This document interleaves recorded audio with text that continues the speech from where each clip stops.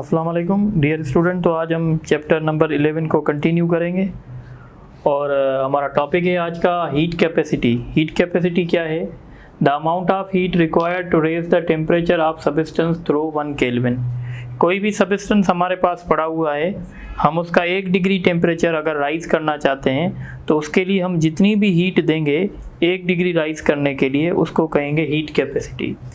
जो सब्सटेंस देर से heat up होता है हम कहते हैं उसकी हीट कैपेसिटी ज़्यादा है। जो थोड़े से हीट पे हीट अप हो जाता है थोड़े से टाइम पे तो हम कहेंगे इसकी हीट कैपेसिटी कम है। जैसे आपके पास वाटर है और ऑयल है, ऑयल जल्दी हीट अप हो जाता है तो हम कहेंगे ऑयल की हीट कैपेसिटी कम है, और वाटर देर से हीट अप होता है तो हम कहेंगे वाटर की हीट कैपेसिटी ऑयल के कंपैरिजन में ज़्यादा है। इसका यूनिट अगर आप लिखेंगे जूल पर केल्विन होगा। It depends upon the amount of substance and nature of substance. Amount पे भी डिपेंड करेगी। अगर आपके पास थोड़ा सा सब्सटेंस होगा वो कम टाइम लेगा, ज़्यादा सब्सटेंस होगा तो ज़्यादा टाइम लेगा, और नेचर पे भी डिपेंड करेगी।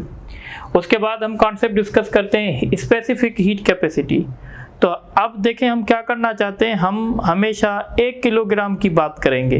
तो जब हम 1 किलोग्राम सब्सटेंस की बात करेंगे और उस सब्सटेंस का हम 1 डिग्री टेम्परेचर राइज करेंगे तो वो कॉन्सेप्ट स्पेसिफिक हीट कैपेसिटी का होगा। The amount of heat required to raise the temperature of 1 kilogram substance through 1 kelvin. तो स्पेसिफिक हीट कैपेसिटी छोटी सी से रिप्रेजेंट की जाती है। इसका फार्मूला है delta Q upon M delta T.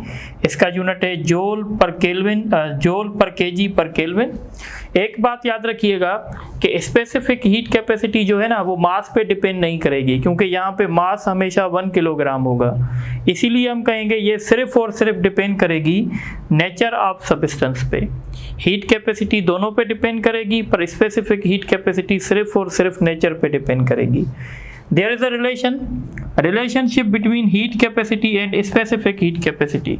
तो capital C basically heat capacity को रिप्रेजेंट करती है और छोटी जो सी है वो स्पेसिफिक हीट। तो अगर आपको किसी सब्सटेंस की स्पेसिफिक हीट कैपेसिटी दी गई है तो आप जब उसको मास से मल्टीप्लाई करेंगे तो आपको उसकी हीट कैपेसिटी मिलेगी। आप कुछ वैल्यूज भी याद रखने हैं, जैसे specific heat capacity of water की जो स्पेसिफिक हीट कैपेसिटी है वो 4180 joule per KG per kelvin है। इस तरीके से जो आइस की हीट कैपेसिटी है वो 2100 joule per KG per kelvin है। अच्छा, हम बार बार कहते हैं कि कैलोरी हम कहते हैं कि हीट का यानी एनर्जी का यूनिट है। तो भाई कैलोरी कितनी हीट होती है? तो हम कहते हैं कैलोरी हम उस हीट को कहते हैं जो वाटर का 1 ग्राम का 1 डिग्री टेम्परेचर राइज करे। जो एनर्जी वाटर के 1 ग्राम का 1 डिग्री टेम्परेचर राइज करेगी उसको कैलोरी कहेंगे। पर अगर आप वाटर का 1 किलोग्राम लेंगे तो फिर किलो कैलोरी होगी। यानी the heat required to raise the temperature of 1 kg of water through 1 Kelvin degree that is called 1 kilocalorie। पर जब आप कैलोरी लेंगे तो मास जो है ग्राम्स में लेंगे। उसके बाद है अब जैसे हम बात करते हैं गैस की, तो गैस की जब हम बात करते हैं तो उसमें हम मोलर स्पेसिफिक हीट की बात करते हैं। What is molar specific heat? The amount of heat required to raise the temperature of, वहाँ पे हम ले रहे थे 1 kg, यहाँ पे हम लेंगे 1 मोल। जब 1 मोल लिखा होगा वो मोलर स्पेसिफिक हीट कैपेसिटी होगी। The amount of heat required to raise the temperature of 1 mole of substance through 1 kelvin. तो अब यहाँ पे हम पहले मास लिख रहे थे, अब यहाँ पे हम मोल लिखेंगे। तो इसका यूनिट होगा जूल पर मोल पर केल्विन। ये रिलेशन है मोलर स्पेसिफिक हीट और स्पेसिफिक हीट कैपेसिटी के बीच में रिलेशन है। अगर आप यानी एम जो है यहाँ पे एम जो है वो मोलर मास है। सपोज करें अगर मैं कहता हूँ वाटर की मोलर स्पेसिफिक हीट कैपेसिटी बताओ तो कैसे फाइंड करोगे? वाटर की हीट कैपेसिटी आपको पता है 4200 भी हम अप्रोक्सीमेट करके लेते हैं, और आपको पता है वाटर का मोलर मास 18 ग्राम है। ग्राम को जब केजी में करोगे तो -3, तो जब आप इसको मल्टीप्लाई करोगे आई थिंक 76 पॉइंट समथिंग आएगा। तो ये वाटर की मोलर स्पेसिफिक हीट कैपेसिटी है। अच्छा, अब जो मोलर स्पेसिफिक हीट कैपेसिटी होती है ना वो हम कहते हैं वो कांस्टेंट प्रेशर पे भी हो सकती है, कांस्टेंट वॉल्यूम पे भी हो सकती है। तो हमारे पास एक CV है, एक CP है। सबसे पहले CP समझते हैं। CP क्या है? Molar specific heat capacity eight constant pressure. यानी इसमें क्या होगा, जब हम किसी भी सब्सटेंस को हीट करेंगे तो उस दौरान हम उसका प्रेशर जो है कांस्टेंट रखेंगे। यानी the amount of heat required to raise the temperature of 1 mole of substance through 1 kelvin at constant pressure. यानी यहाँ पे हमारे पास 1 मोल ही होगा और उसका हम 1 डिग्री टेम्परेचर ही राइज करेंगे, पर करेंगे क्या? During the process we maintain the pressure, यानी प्रेशर रिमेन्स कांस्टेंट। ठीक है। उसके बाद दूसरा है molar specific heat at constant volume. इस दौरान हम क्या करेंगे? सब्सटेंस का वॉल्यूम कांस्टेंट रखेंगे। ठीक है। अच्छा, इनके बीच में रिलेशन है। ये जो CP होती है ना, ये ज़्यादा होती है। ये ज़्यादा इसलिए होती है क्योंकि यहाँ पे कांस्टेंट प्रेशर है, और जब भी हम किसी भी सब्सटेंस को कांस्टेंट प्रेशर पे हीट करते हैं तो कुछ इंटरनल एनर्जी यानी टेम्परेचर राइज करने में हीट यूटिलाइज होती है और कुछ का वर्क होता है। इसलिए हम कहते हैं CP is greater than CV, क्योंकि कांस्टेंट वॉल्यूम में वर्क नहीं होता है। कांस्टेंट वॉल्यूम में हम जितनी भी हीट सप्लाई करेंगे ना, वो सारी की सारी टेम्परेचर राइज करने में यूटिलाइज हो जाएगी। याद रखिएगा बात, कोई भी गैस हो, मोनो एटॉमिक हो, डायटॉमिक हो, कोई भी हो, CP is always greater than CV। और इनके बीच में डिफरेंस क्या है? CP minus CV is equal to R। R is what? Universal gas constant. ये क्वेश्चन आ चुका है। CP is greater than CV, ये क्वेश्चन आया था फॉर मोनोएटॉमिक गैस। भले आपके पास मोनोएटॉमिक हो या डायटॉमिक हो, CP हमेशा CV से ग्रेटर होगी। ये मेरी बात समझ लें। अब हमारे पास मोनोएटॉमिक गैस हो सकती हैं, हमारे पास डायटॉमिक हो सकती हैं। मोनोएटॉमिक का मतलब होता है मोनो एटॉमिक, इसका मतलब होता है जिसके पास एक एटम हो, जैसे नोबल गैसेस हैं। इसके लिए CV का जो वैल्यू होता है वो 3/2R होता है, और CP का जो वैल्यू होता है वो 5/2R होता है। इस तरीके से अगर आपके पास डायटॉमिक गैस है तो CV का वैल्यू 5/2R होगा और CP का वैल्यू 7/2R होगा। अब यहाँ पे हम एक टर्म डिस्कस करते हैं जिसको कहते हैं ratio of specific heats. So ratio of specific heats, इसको गामा से शो करते हैं। What is this? It is the ratio of CV/CV, CP/CV, और ये हमेशा ग्रेटर देन 1 होती है। अगर आपके पास मोनो एटॉमिक होगी तो मोनो एटॉमिक के लिए आप क्या करेंगे? ऊपर रखेंगे CP। सो CP का वैल्यू है 5/2 और CV का वैल्यू है 3/2, तो 2 से कैंसिल हो जाएगा, तो इसका रिजल्ट आएगा 5/3। और अगर आप इसको डेसिमल में लिखेंगे तो 1.22 होगा। इस तरीके से अगर डायटॉमिक गैस होगी तो डायटॉमिक के लिए आप CV लिखेंगे 7/CP लिखेंगे 7/2 और ये लिखेंगे 5/2। तो फाइनली आपके पास आएगा 7/5 मीन्स 1.4। तो ये जैसे एयर हमारे पास होती है, एयर के अंदर डायटॉमिक गैस होती हैं, तो एयर के लिए गामा का वैल्यू हमेशा याद रखिएगा 1.4 होता है। अब ये आपके सिलेबस में तो नहीं है, पर मैं डिस्कस कर लेता हूँ। आपने केमिस्ट्री में पढ़ा होगा लेटेंट हीट। लेटेंट हीट क्या है? The amount of heat required to change the phase of substance at constant pressure. जब हम किसी भी सब्सटेंस का फेज चेंज करते हैं ना, उस दौरान टेम्परेचर चेंज नहीं होता है। ठीक है। तो लेटेंट हीट वो हीट होती है जो फेज को चेंज करती है, यानी सॉलिड को लिक्विड में और लिक्विड को गैस में। तो इस तरीके से हमारे पास 2 लेटेंट हीट्स हैं। एक है लेटेंट हीट ऑफ फ्यूजन। जब हम सॉलिड को लिक्विड में कन्वर्ट करते हैं तो बेसिकली ये फ्यूजन होता है, और इस हीट को कहते हैं latent heat of fusion. The amount of heat required to change the 1 kilogram solid in liquid at melting point, यानी हर सब्सटेंस की मेल्टिंग पॉइंट होती है।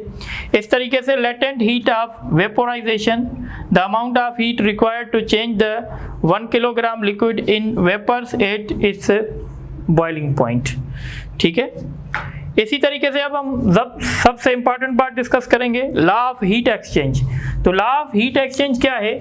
जब हम कोल्ड बॉडी, ये सपोज करें कोल्ड बॉडी है, ये सपोज करें हॉट बॉडी है, जब हम कोल्ड बॉडी को और हॉट बॉडी को आपस में रख देते हैं तो क्या होता है? एक बॉडी हीट लॉस करती है, दूसरी बॉडी हीट गेन करती है। तो हम कहते हैं जितनी हॉट बॉडी ने हीट लॉस की उतनी कोल्ड बॉडी हीट गेन करेगी।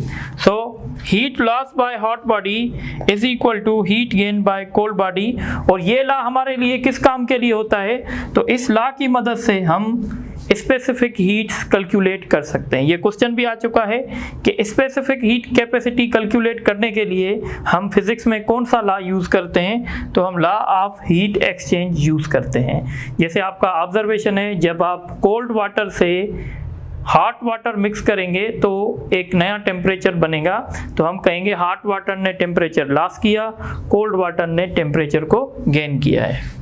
इस तरीके से अब हम डिस्कस करते हैं थर्मोमेट्रिक प्रॉपर्टीज़। ये हमें एक्चुअल में हमें ये पहले डिस्कस करना चाहिए, पर कोई इशू नहीं, हम अभी डिस्कस कर लेते हैं। What are the thermometric properties, तो हम कहते हैं those properties which are used to measure the temperature of substance, या हम ऐसे कह सकते हैं those properties which change due to change in the temperature. अगर हम किसी सब्सटेंस का टेम्परेचर चेंज करें और उसका टेम्परेचर चेंज करने से उसका कोई पैरामीटर चेंज हो जाए, तो उस पैरामीटर को हम कहेंगे थर्मोमेट्रिक प्रॉपर्टी। जैसे अगर इस कंटेनर के अंदर गैस है, अगर मैं इस पे प्रेशर कांस्टेंट रख के इसको हीट करूँगा तो आप देखेंगे इसका टेम्परेचर राइज होगा, और टेम्परेचर राइज होने से इसका वॉल्यूम भी राइज हो जाएगा। अगर मैं इसका वॉल्यूम कांस्टेंट रख के इसको हीट करूँगा तो टेम्परेचर राइज करने से इसका प्रेशर राइज हो जाएगा। सो चेंज इन प्रेशर या increase in pressure due to increase in temperature at constant volume, this is known as the thermometric properties. So there are various thermometric properties. आज हम उनमें से एक डिस्कस करेंगे, जैसे थर्मल एक्सपांशन। थर्मल एक्सपांशन क्या है, तो हमें पता है कि जब हम किसी भी सब्सटेंस को हीट करते हैं तो हीट करने से उसके डायमेंशंस जो हैं वो इंक्रीज हो जाते हैं। So the change in the dimension of substance due to change in temperature. अब हम जब थर्मल एक्सपेंशन डिस्कस करते हैं तो हमारे पास दो तरीके के एक्सपेंशन होते हैं। एक को कहते हैं लीनियर एक्सपेंशन, एक को कहते हैं वॉल्यूम एक्सपेंशन। लीनियर एक्सपेंशन क्या है, the increase in length of substance due to increase in temperature. Suppose करें ये रॉड थी, इस रॉड की शुरुआत में लेंथ थी L0, और जैसे ही हमने इसको हीट किया तो ये इसमें इंक्रीमेंट आ गई। इस इंक्रीमेंट को कहते हैं डेल्टा L।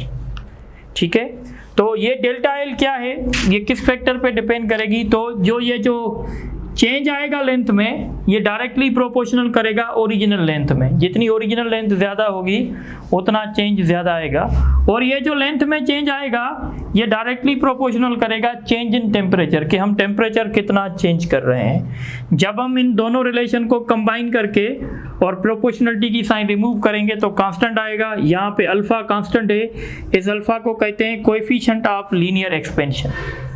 अगर हम इसको मैथमेटिक्स से डिफाइन करना चाहें तो अल्फा होगा delta L upon L0 delta T। तो हम इसको ऐसे डिफाइन कर सकते हैं, चेंज इन लेंथ पर ओरिजिनल लेंथ पर डिग्री राइज इन टेम्परेचर। तो मैंने डेफिनेशन भी लिखी है, द चेंज इन लेंथ पर ओरिजिनल लेंथ पर डिग्री राइज इन टेम्परेचर। या हम इसको ऐसे भी कह सकते हैं, ये फ्रिक्शनल चेंज इन लेंथ है, the frictional change in length पर डिग्री राइज इन टेम्परेचर भी कह सकते हैं। और याद रखिएगा सबसे जो इम्पॉर्टेंट बात है ना, वो है इसका यूनिट। तो आपको पता है डेल्टा L का जो यूनिट होगा मीटर, और L0 का जो यूनिट होगा मीटर।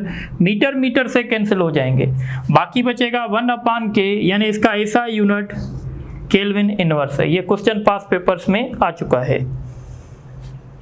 तो अब हम डिस्कस करेंगे volume expansion. What is volume expansion, तो the increase in the volume of substance due to increase in temperature.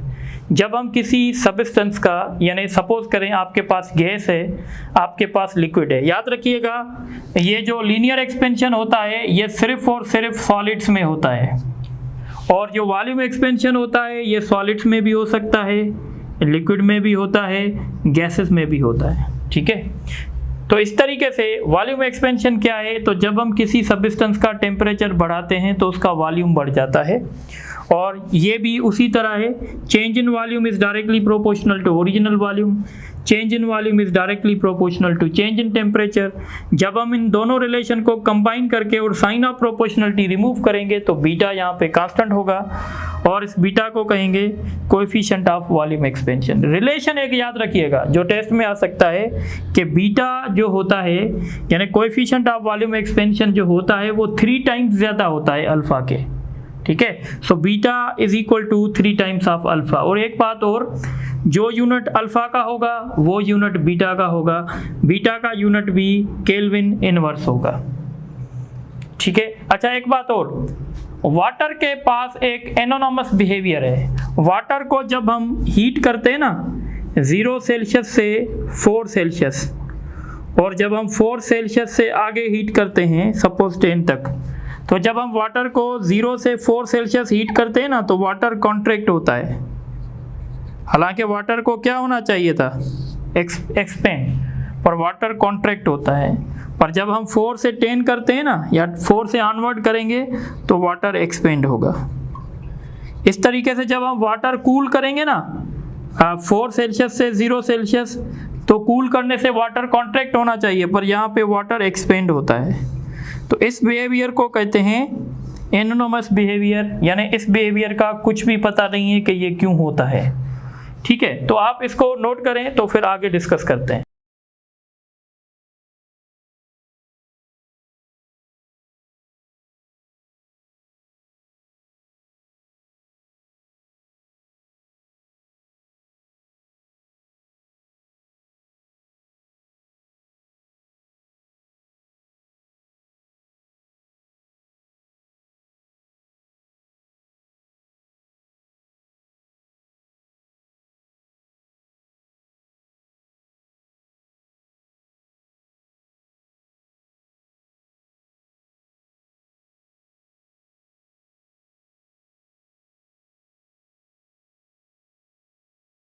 अच्छा अब हम आगे चलते हैं और अब हम डिस्कस करेंगे thermodynamics. What is thermodynamics? The study about conversion of heat energy into mechanical work. यानी हम हीट एनर्जी को मैकेनिकल वर्क में जब कन्वर्ट करेंगे तो ये जो फिज़िक्स की ब्रांच होगी इसको हम कहेंगे थर्मोडायनामिक्स। थर्मोडायनामिक्स में कुछ टर्म्स यूज़ होती हैं जैसे system. What is system? Anything under consideration. जिस चीज़ पे हम फोकस कर रहे हैं वो सिस्टम है। सिस्टम के टाइप्स आपने पढ़े होंगे। ओपन सिस्टम, ओपन सिस्टम वो होता है जिसमें से एनर्जी भी ट्रांसफ़र हो सके और मैटर भी ट्रांसफ़र हो सके। सपोज करें मेरे पास ये सिलेंडर है, इसका बेस कंडक्टर है और ये ओपन से खुला हुआ है, तो यहाँ से अगर इसके अंदर कोई लिक्विड है तो लिक्विड भी ट्रांसफ़र कर सकता हूँ, इसको एनर्जी भी दे सकता हूँ, तो ये ओपन सिस्टम हो गया। क्लोज सिस्टम क्या है? A system from which matter can not be transferred. अगर मैं इसको यहाँ ऊपर से सील कर दूँ तो अब मैं मैटर ट्रांसफ़र नहीं कर सकता, ना इसमें से वाटर अंदर डाल सकता हूँ ना बाहर निकाल सकता हूँ। बाकी इसको हीट कर सकता हूँ, यहाँ से मैं इससे हीट कर सकता हूँ, तो ये क्लोज सिस्टम होगा। What is isolated system? A system from which neither matter nor energy can be transferred. अगर मैं नीचे इसका बेस और इसके वाल नॉन कंडक्टिंग बनाऊंगा, इंसुलेटेड मटेरियल के बनाऊंगा, तो अब ये आइसोलेटेड सिस्टम हो जाएगा। यानी ना मैं इससे मैटर ट्रांसफ़र कर सकता हूँ ना मैं इससे एनर्जी ट्रांसफ़र कर सकता हूँ। वर्क डन इन थर्मोडायनामिक्स, जो थर्मोडायनामिक्स में वर्क होता है वो P डेल्टा V के बराबर होता है। P is the pressure, delta V is the change in volume. ये वर्क डन आपका पॉजिटिव भी हो सकता है।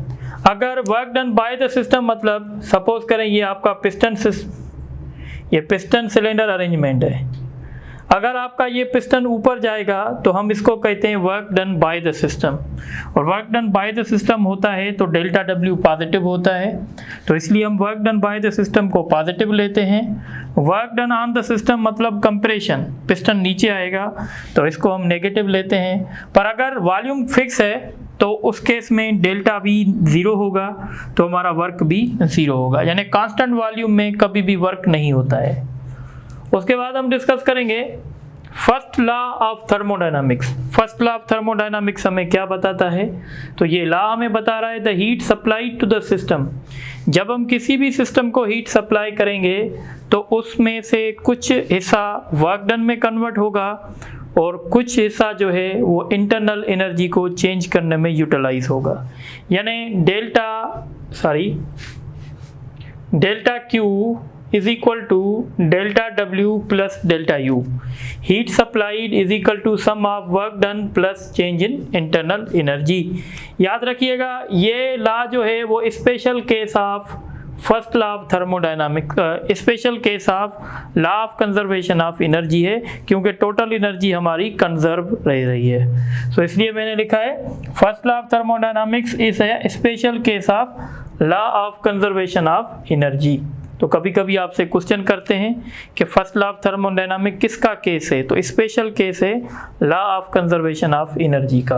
अब यहाँ पे साइन कन्वेक्शन समझ लें, जैसे वर्क डन की तो बात क्लियर होगी, अगर work done by the system होगा तो प्लस लेंगे, ऑन द सिस्टम होगा तो नेगेटिव लेंगे। डेल्टा यू पॉजिटिव तब लेंगे जब इंटरनल एनर्जी बढ़ेगी, यानी जब टेम्परेचर बढ़ेगा, और डेल्टा यू नेगेटिव तब लेंगे जब टेम्परेचर डिक्रीज होगा या इंटरनल एनर्जी डिक्रीज होगी। डेल्टा डब्ल्यू पॉजिटिव तब लेंगे जब हम किसी सिस्टम को हीट सप्लाई करेंगे, और डेल्टा क्यू नेगेटिव तब लेंगे जब सिस्टम से हीट हम बाहर निकालेंगे। तो this is all about the sign convection. दूसरी बात, अगर हमारा कोई सिस्टम साइक्लिक प्रोसेस में चल रहा है ना, तो साइक्लिक प्रोसेस में याद रखिएगा सिस्टम की इंटरनल एनर्जी सेम रहती है। वो सिस्टम जो आइसोलेटेड होता है और वो सिस्टम जो साइक्लिक प्रोसेस में चलता है, इन दोनों की इंटरनल एनर्जी चेंज नहीं हो सकती। अच्छा, अब हम डिस्कस करेंगे चैप्टर नंबर 11 का सबसे important portion, application of first law of thermodynamics. इसमें सबसे पहले डिस्कस करेंगे isobaric. What is isobaric process? A process in which pressure remains constant. Baric means pressure, iso means same. ऐसा प्रोसेस जिसमें pressure constant रहेगा उसको आइसोबैरिक कहेंगे। और आइसोबैरिक में जो हम हीट सप्लाई करेंगे कुछ वर्क डन में होगी, कुछ इंटरनल एनर्जी में होगी। और आपको पता है delta W P delta we के बराबर है, तो आइसोबैरिक में फर्स्ट लॉ ऑफ थर्मोडायनामिक्स ऐसे लिखा जाएगा। अब आइसोबैरिक का पीवी डायग्राम कैसे बनेगा? तो पीवी डायग्राम इसका हॉरिजॉन्टल लाइन बनेगा क्योंकि प्रेशर कांस्टेंट है। और इस प्रोसेस में चार्ल्स लॉ वैलिड होगा। और आपको पता है चार्ल्स लॉ में हमने पढ़ा था कि जब हम टेम्परेचर बढ़ाएंगे तो वॉल्यूम बढ़ जाएगा, टेम्परेचर कम करेंगे तो वॉल्यूम कम हो जाएगा। तो एक प्रोसेस होता है isobaric expansion. Expansion means volume का बढ़ना, अगर वॉल्यूम बढ़ रहा है तो टेम्परेचर भी बढ़ेगा। दूसरा होता है आइसोबैरिक कंप्रेशन, यानी अगर वॉल्यूम कंप्रेशन में वॉल्यूम कम होता है, अगर वॉल्यूम कम होगा तो टेम्परेचर भी कम होगा। इस तरीके से अब हम डिस्कस करेंगे isochoric process. What is isochoric process? A process in which volume remains constant. ऐसा प्रोसेस जिसमें वॉल्यूम कांस्टेंट होता है उसको आइसोकोरिक प्रोसेस कहते हैं। याद रखिएगा मेरी बात, आइसोकोरिक प्रोसेस में वर्क डन जीरो होता है क्योंकि आइसोकोरिक प्रोसेस में वॉल्यूम कांस्टेंट होगा, तो चेंज इन वॉल्यूम जीरो होगा तो वर्क डन भी जीरो होगा। इसमें हम जितनी भी हीट सप्लाई करेंगे वो सारी की सारी इंटरनल एनर्जी को राइज करने में यूटिलाइज होगी। और इसका पीवी डायग्राम वर्टिकल लाइन बनेगा क्योंकि वॉल्यूम यहाँ पे कांस्टेंट है। तो ये सारी बातें इंपॉर्टेंट हैं, आपको याद रखनी है। Isothermal process, a process in which temperature remains constant. अगर टेम्परेचर कांस्टेंट है तो इंटरनल एनर्जी में चेंज नहीं आएगा। तो आपसे पूछ सकते हैं कि कौन सा ऐसा प्रोसेस है जिसमें इंटरनल एनर्जी चेंज नहीं होती है? तो आइसोथर्मल प्रोसेस में। कौन सा ऐसा प्रोसेस है जिसमें वर्क नहीं होता? तो आइसोकोरिक में। तो इस केस में अगर इंटरनल एनर्जी जीरो होगी तो जितनी भी हम हीट सप्लाई करेंगे वो सारी की सारी वर्क डन में कन्वर्ट हो जाएगी। तो इस प्रोसेस में मैक्सिमम वर्क होगा। अब यहाँ पे भी दो बातें हो सकती हैं। आइसोथर्मल एक्सपेंशन, एक्सपेंशन मतलब वॉल्यूम का बढ़ना। देखें इस प्रोसेस में टेम्परेचर कांस्टेंट है तो हम कहेंगे यहाँ पे बॉयस लॉ वैलिड होगा। और अगर बॉयस लॉ वैलिड है तो आपने पढ़ा था अगर वॉल्यूम बढ़ जाएगा तो प्रेशर कम हो जाएगा। इस तरीके से आइसोथर्मल कंप्रेशन, आइसोथर्मल कंप्रेशन में वॉल्यूम कम होगा, प्रेशर बढ़ जाएगा, टेम्परेचर तो कांस्टेंट होगा। इसका पीवी डायग्राम आपको पता है पहले से पैराबोलिक होता है। अब हम डिस्कस करेंगे एडियाबैटिक प्रोसेस का। तो अच्छा, एक बात और याद रखिएगा, ये जो आइसोथर्मल प्रोसेस होते हैं ये हमेशा स्लो प्रोसेस होते हैं। जैसे फेज कन्वर्जन है, फेज कन्वर्जन यानी जब एक स्टेट से दूसरी स्टेट में कोई सब्सटेंस कन्वर्ट होता है तो वो आइसोथर्मल होता है। What is adiabatic process? A process in which no heat enters or leaves the system. ऐसा प्रोसेस जिसमें ना हीट सिस्टम के अंदर आ सके ना उससे बाहर जा सके, उसको कहते हैं एडियाबेटिक। इसमें डेल्टा क्यू ज़ीरो होता है। डेल्टा क्यू ज़ीरो होगा तो delta U minus delta W के बराबर होगा। इसका मतलब है अगर work done by the system होगा, ये भी हम डिस्कस करेंगे। याद रखिएगा इस प्रोसेस में एंट्रोपी रिमेन्स कांस्टेंट। आपसे पूछ सकते हैं कौन सा ऐसा प्रोसेस है जिसमें एंट्रोपी कांस्टेंट होती है, तो वो एडियाबेटिक प्रोसेस है। एडियाबेटिक प्रोसेस जितने भी होते हैं वो फास्ट प्रोसेस होते हैं। एडियाबेटिक प्रोसेस कभी भी स्लो नहीं हो सकता। दो बातें हैं। एडियाबेटिक एक्सपेंशन, जब एडियाबेटिक एक्सपेंशन होगी तो टेम्परेचर कम होगा, प्रेशर भी कम होगा और वॉल्यूम बढ़ जाएगा। और जब आपकी एडियाबेटिक कंप्रेशन होगी तो एडियाबेटिक कंप्रेशन के दौरान टेम्परेचर बढ़ जाएगा, प्रेशर बढ़ जाएगा, वॉल्यूम कम होगा। देखें, अगर टेम्परेचर कम हुआ इसका मतलब है इंटरनल एनर्जी कम होगी, और अगर टेम्परेचर बढ़ गया तो इसका मतलब है इंटरनल एनर्जी बढ़ जाएगी। ठीक है, और इसका पीवी डायग्राम वैसा ही होगा जैसा ये था, पर थोड़ा सा डीप में थोड़ा सा डिफरेंस होता है, पर अभी दिखने में आपको एक जैसा आएगा। अब इसके बाद हम डिस्कस करते हैं heat engine. What is heat engine? तो हम कहते हैं हीट इंजन एक मशीन है। ये मशीन बेसिकली क्या करती है, हीट एनर्जी को मैकेनिकल वर्क में कन्वर्ट करती है। So it is a machine which converts heat energy into mechanical work. अच्छा, याद रखिएगा कोई भी हीट इंजन होगी उसकी इफ़िशियंसी 100% नहीं हो सकती।